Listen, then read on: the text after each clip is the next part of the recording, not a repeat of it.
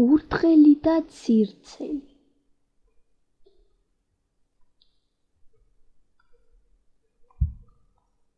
დადგა ზამთარი, წამოვიდა თოვლი.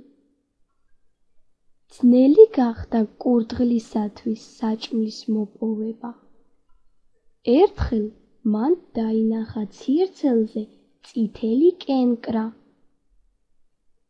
დაღტის კურდღელი ხის ირგვლივ, კენკრა კი მაღლაა.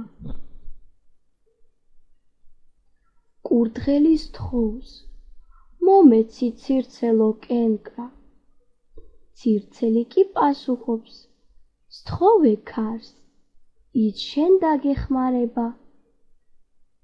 სთხოვა კურდღელმა ქარს, ამოვარდა ქარი, არ ხევს ცირცელს. მოწყდა წითელი კენკრა დაეცა თოვლზე. უხარია კურდღელს, მადლობა შენ ქარო, ამბობს ის. დასასრული.